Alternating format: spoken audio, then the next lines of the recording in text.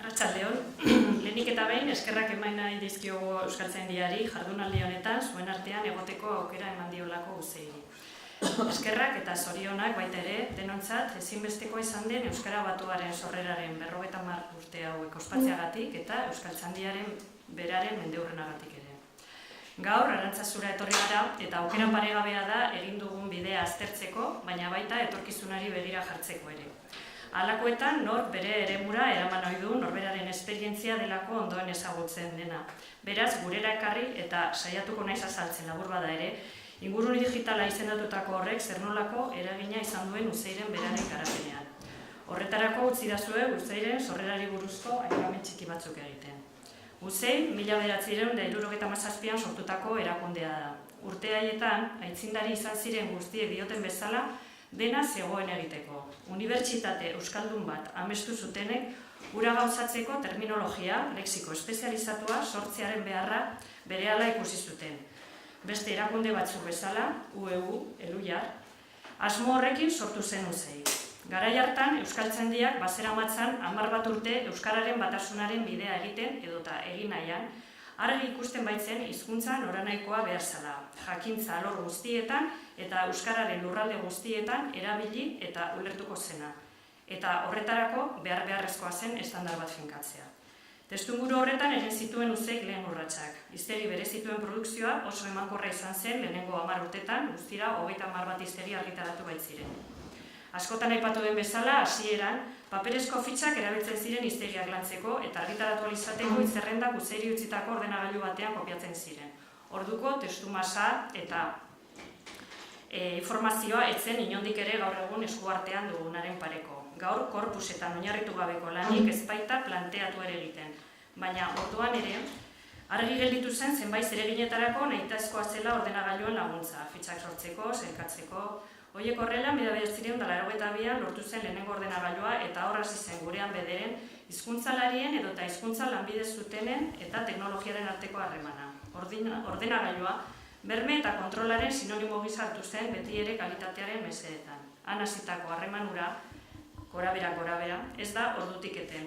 Horrekin batera, lexiko arrunta ondo finkatu beharra zegoela argi zegoenez, sortu zen Uzeiren barruan lexikografia saila Euskaltzaindiaren lanei lotua, 1986 urtea zen.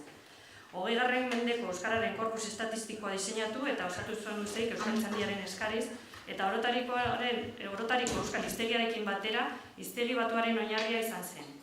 Handik hona urteak pasatu dira, gutako asko urruti ikusiarren, munduko beste hizkuntzek estandarizazio egiteko behar izan duten denborarekin alderatuz gero, azkar baino azkarrago aritu gara.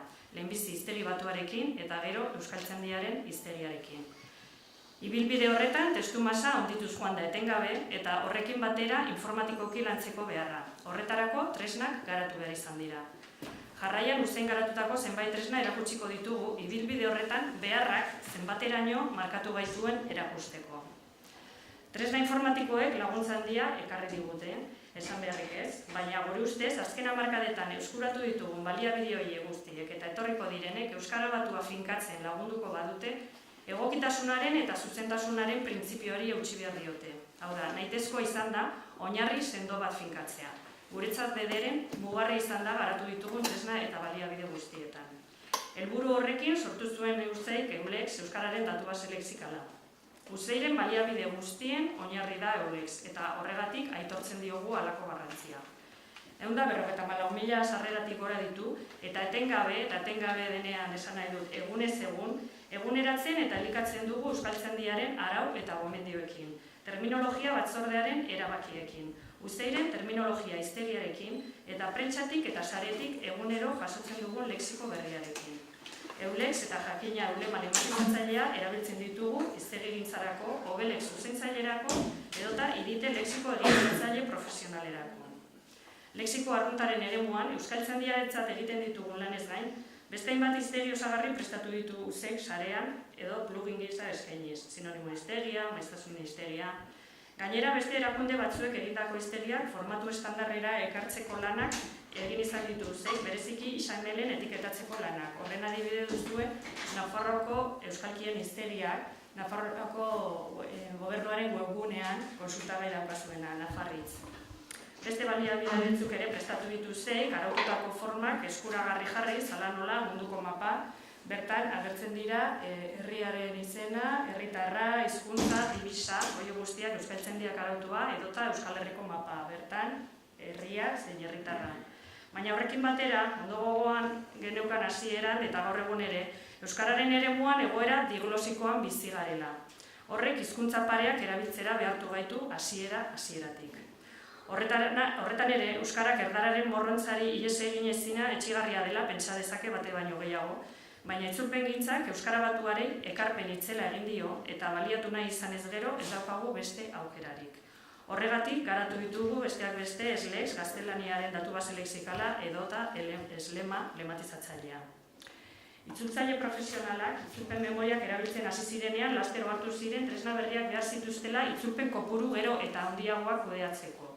Behar horri erantzuteko garatu genuen Elena, Gipuzkoako Foru Aldundiaren memoriak itzulpenen datu basean edota ebapen idaban erabiltzen dena besteak beste. Handik urte batzutara eta lanak erresteko asmoz, itxek prestatu genuen euskarara itzultzen diren testuen kalitatea eta sendotasuna bermatzeko. Itzulpenen egokitasuna egiaztatzeko sistema da.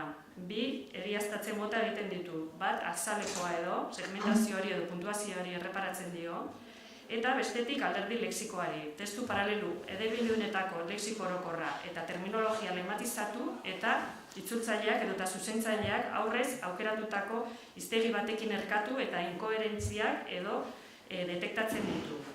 Beti ere testuaren koherentzia eta kalitatea bermatzeko asmoz. Inguruko erdarak nagusi diren testuinguru honetan, euskarara ekarritako testuak altxor baliagarriak dira, lexiko orokorra eta espezializatua bitarteko informatiko bidez erausteko.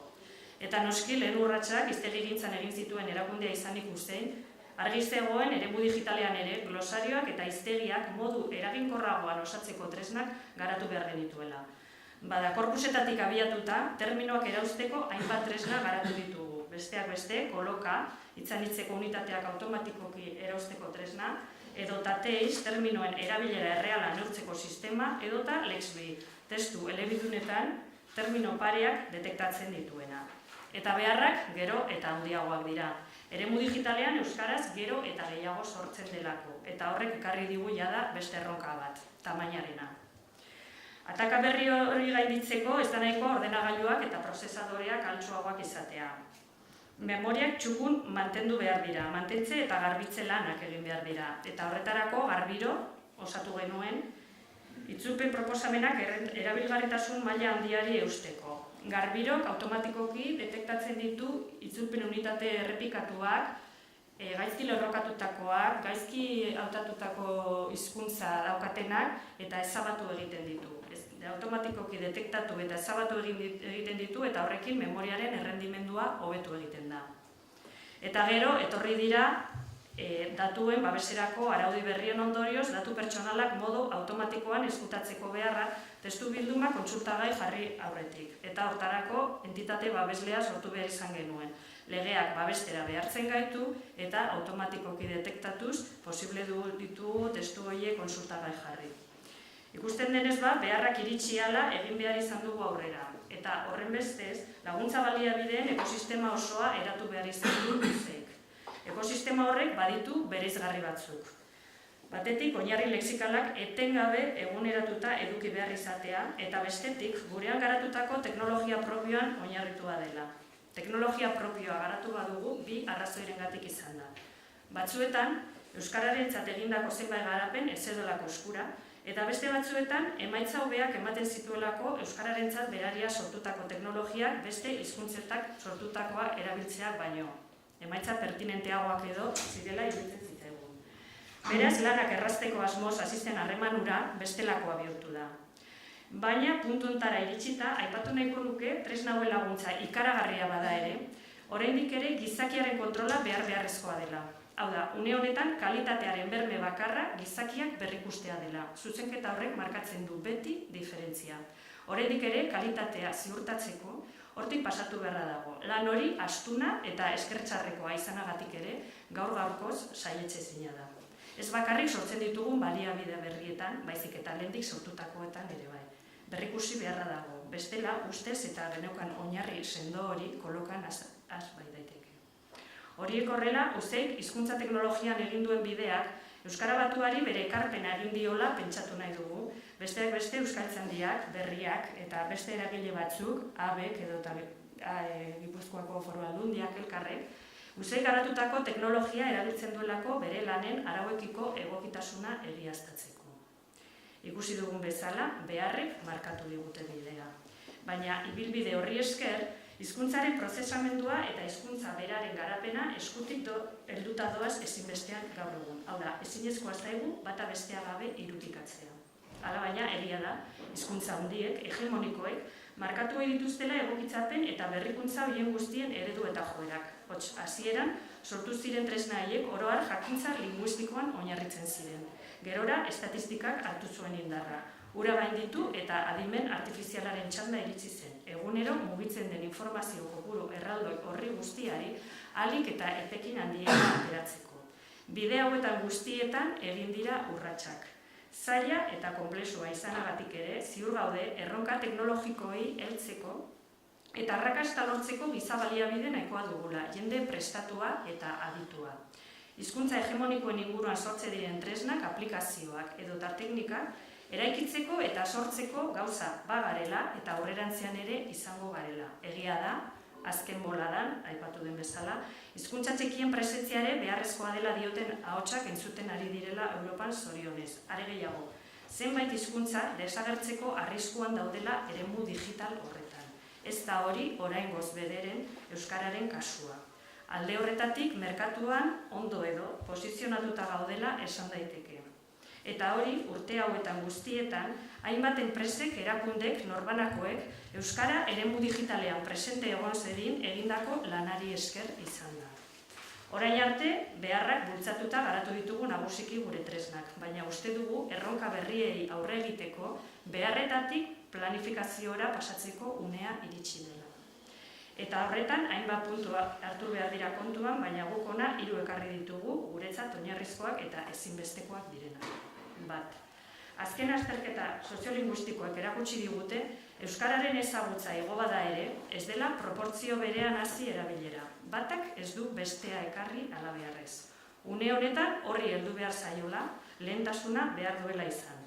Hori bera, uste dugu gertatu dela hizkuntzen teknologien eta baliabideen inguruan. Egon badaude, asko eta asko garatu dira, baina ikusi beharko genuke erabileran ezarpenean zein zabalkundean ere asmatu ote dugu.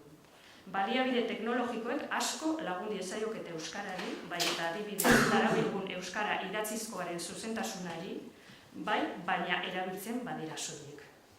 Eta horrela galdetu beharko genioke gure buruari zenbat ezagutzen eta erabiltzen ditugun dagoeneko eskura ditugun tresna horiek guztiak, bereziki gure erabilerak oihartzuna izan badezake beste erabiltzaileengan. Zer esanik ez, komunikabideetan, hezkuntzan, administrazioan eta antzeko arloetan. Ingurune digitalean, euskarak izango duen erronka berria, tresna berriak eta eraginkorragoak sortzeaz gain, tresna horiek eta jada baditugunak erabiltzea izango da. Eta presio soziala funtsezkoa izan daiteke zeregin horretan. Gure inguruko hizkuntzetan normaltzat hartzen da arauak zorroztasunez betetzea. Euskaldunok zorroztasun bera izango bagenu idatzizko euskararekin, ez alirateke gutxituko tresna automatikoak ez erabiltzagatik egiten ditugun akatsak, ez algenuke kasu honetan zuzentzaileen eta lexiko egiaztatzaileen erabilera sustatuko, bestela esan da, ez algenuke euskara arautuaren ezarpena erraztuko. Garapen teknologiko berriak bezain bat, beharko du euskarak teknologia berri hori erabiltzea. Bestela, etorkizuneko bidea askoz malkartsuagoa izan. 2. Euskararen lurralderak zer zein ekarri behar den erabakitzerakoan argi dugu denok lehentasunak markatu behar direla. Behar bada orain arte gehiago aritu naiz hizkuntzaren beraren tratamenduaren ikuspegitik, baina argi dago ingurune digitala hori baino gehiago dela. Ordenagailuak, hizkuntza lantzen lagunduko ziguten programak, tresnak, baliabideak, internet. Teknologia hori guztia izendatzeko IKT termino sortu genuen aspaldi, baina hura ere txiki gelditu zitzaigun. Ez zuen jasotzen bere osatasunean errealitate berria. Internet, ez jadanik erabiltzen genuen leku edo baliabide soil bat. Google, gure gaurko mundu hau, ingurune berri batean zegoen. Google ginen gara horren parte. Egunero, pentsatu egin gabe, ingurune horren barruan murgilduta daude. Gutako gehienok mugikorra dugu, sare sozialak ugaldu dira, beste komunikazio mota batzuk sortu dira, eguneroko 1000 eta abaste eregin sariaren bidez egiten ditugu. Bankuko eragiketak, erosketak, aldizkari bateko harpidetza, eguneko berriak irakurri, loaren faseen kontrola. Hori guztia izendatzeko, beste termino bat sortzeko beharra ikusi zen, eta hil horretatik interesgarria eta argigarria iruditzen zaigu horren inguruan Josu Baliñok 2017an sarea.eusen idatzitako artikulua. Bertan aipatzen du, bere ustez, edo ematen du, ingurune digitalaren definizio bat eta guztiz egokia iruditzen zaigu. Pertsonen artean eta makinen eta pertsonen artean, komunikazio eta interakziorako erabiltzen diren baliabide digitalek osatzen dute ingurune digitala. Ez da makala beraz, euskarara ekarri beharreko munduaren tamaina. Baina horretan ere eragin behar da, eta euskarari etekin handiena ekarriko diotenetan indarra jarri. Eta etekinarekin batera, bada oso kontuan hartu beharreko osagaia, azkartasuna. Ingurune digitala mundu hau ziztu bizian aldatzen da, eta horregatik euskarara zer ekarri behar den erabakiz gero, berehala egitea komeni da, bestala eskeratu orduko zaharkitua geldituko da. 3. Herri txikiak gara, eta hala ere, zein bere aldetik sortzen ari gara lanak bikoiztuz. Ez algerituzke indarrak batu beharko, euskarak aro digitalean egin behar dituen lanetan lidergoa hartu eta koordinazio lanak egingo dituen koordinatzaile bat behar dugula uste dugu.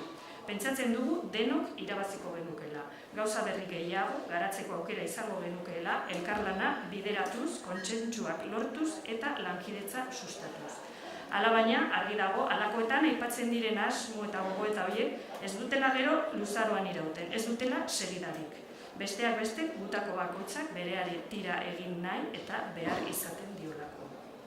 Batetik, zaila da pilota, herri aginten teilatura botatzea, jakin badakigulako, baliabide ekonomikoak izanagatik ere, proiektu horiek jarraitutasuna, hauteskunde eta bestelako aldaketa politikoen mende egoteko arriskoa dagoela. Bestetik, gizarte eragileak, elkarte fundazio, asmo, ideia eta sormen aski bai, baina gehienetan baliabide ekonomiko nahikorik ez. Tamalgarria da, baina ikerketak, garapenak zein berrikuntzak kostua dakar ezinbestean eta aurre egin behar izaten zaio. Bien beharra dagoela argi dago, eta zorionez azken boladan sintonia moduko bat antzematen da Euskal Autonomia Erkidegoak bien artean. Atik, Euskal Herriko banaketa administratiboa dela eta Euskal Herri osoan eragina izan dezakeen herri erakunderik ez dugu. Gainera, kontsentsu zabaleko figura behar du izan. Euskal Herri osoan aitortza duena. Interes ekonomiko propiorik izango ez duena garatu behar diren proiektuetan. Eragileak koordinatzeko gaitasuna izango duena. Baldintza guztiak beteko dituen aterkia edo babeslekua behar dugu azken finean. Uste dugu eduki badugula, hizkuntza oinarri duten edo haren inguruko proiektuetan bederen. Euskaltzaindiak erakutsi du, nahikoa ahalmen interes propioak dituzten eragile anitzeko proiektuetan lidergo hartzen eta eragile horiek koordinatzen. Horren adibideak baditugu, korpusgintzan zein hiztegigintzan eta hona ekarri ditut bi. Batetik, lexikoaren behatokia proiektua, bertan EHUko isataldea, eluia eta uzei aritzen gara elkarlanean, Euskaltzaindiaren gidaritzapean. Bakoitzak bere teknologia propioa, bere baliabideak erabili ditu, eta Euskaltzaindiak hori antolatu eta gidatzen du. Bestetik, hiztegigintzan badugu berriki argitaratutako oinarrizko hiztegi juridiko parlamentarioa. Arabako, Bizkaiko eta Gipuzkoako batzar nagusiak, Nafarroako parlamentua eta Eusko Legebiltzarra jarri ditu elkarlanean Euskaltzaindiak. Hori ere Euskaltzaindiak koordinatu du. Adibide bi horietan, desberdinak batera lanean jartzen asmatu du. Horregatik, Euskaltzaindiari eskatzen diogu bide horretan jarrai dezala eta lidergo har dezala hizkuntzaren inguruko proiektuetan. Ziur gaude Euskalgintzako beste eragile batzuk ere eskaera horretara gehituko direla. Bukatzeko, eskerrak eman nahi dizkiot berriz ere Euskaltzaindiari bertan egoteko aukera emateagatik, eta 1978ko Arantzazuko biltzar hartan, oztopoak oztopo eta zailtasunak zailtasun, euskarari batasuna ekartzeko gai izan bazen, ziur naiz, euskarak behar duen koordinazio lan hori eta lidergoa bideratzen ere asmatuko duena. Esker.